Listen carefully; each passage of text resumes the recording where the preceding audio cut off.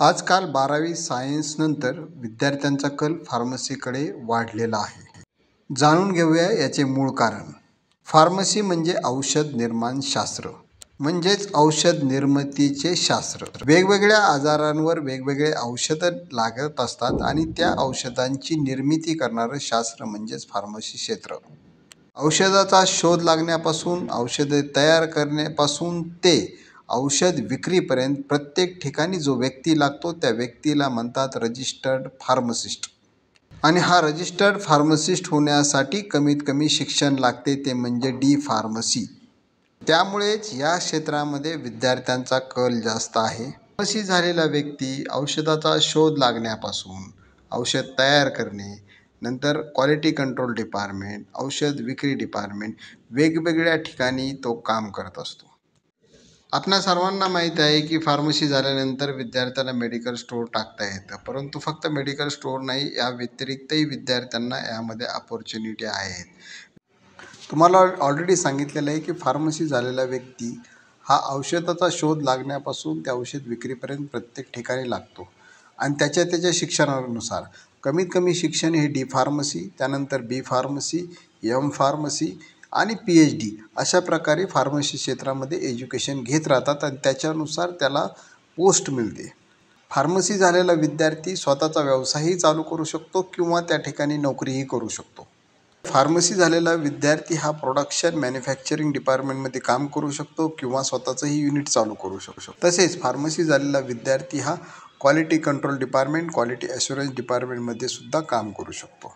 Pharmacy झालेला विद्यार्थी हा फार्मास्युटिकल पॅकेजिंगमध्ये काम करू शकतो किंवा त्याचा पॅकेजिंगमध्ये व्यवसायही टाकू शकतो. फार्मसी झालेला विद्यार्थी हा हॉस्पिटलमध्ये एक फार्मासिस्ट किंवा डिस्पेन्सर म्हणून त्या ठिकाणी गरज असते. त्यामुळे प्रायव्हेट हॉस्पिटल असतील, गव्हर्मेंट हॉस्पिटल असतील, या ठिकाणी सुद्धा फार्मसी झालेल्या विद्यार्थ्यांना जॉब्स आहेत.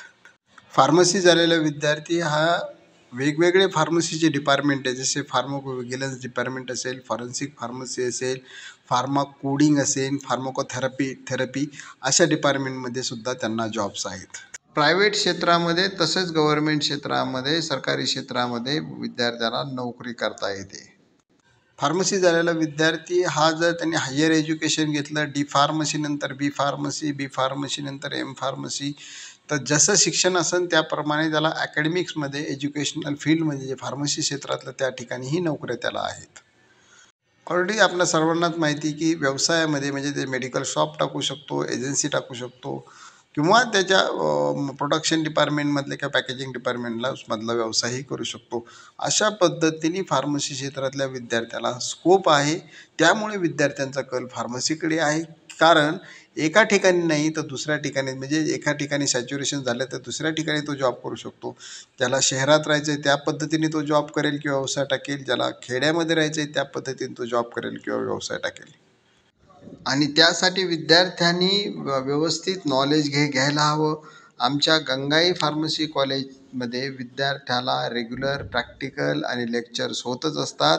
त्याचबरोबर प्रॅक्टिकली नॉलेजही या ठिकाणी दिले जाते, जेणेकरून हा सुटलेला विद्यार्थी जो आहे इथून पुढे सुटल्यानंतर त्याला चांगल्या प्रकारे व्यवसाय करायचा असेल किंवा त्याला जॉब करायचा असेल तो चांगल्या प्रकारे करू शकतो.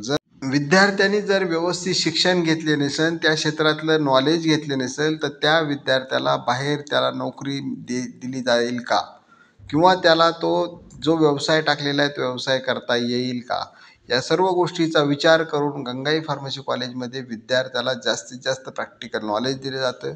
या ठिकाणी रेग्युलर लेक्चर्स, प्रॅक्टिकल बरोबरच या ठिकाणी फील्ड विजिट आणि प्रॅक्टिकल नॉलेज या सर्व गोष्टी केल्या जातात आणि विद्यार्थी हा सर्व गुणसंपन्न व्हावा याची काळजी घेतली जाते, जेणेकरून जे स्कोप ऑफ फार्मसी आहे, जे फार्मसी सुटल्यानंतर विद्यार्थ्यांना स्कोप आहे, त्या क्षेत्रामध्ये विद्यार्थी कुठे ना कुठे फिट बसला पाहिजे, जेणेकरून तो स्वतःच्या पायावर उभा राहील.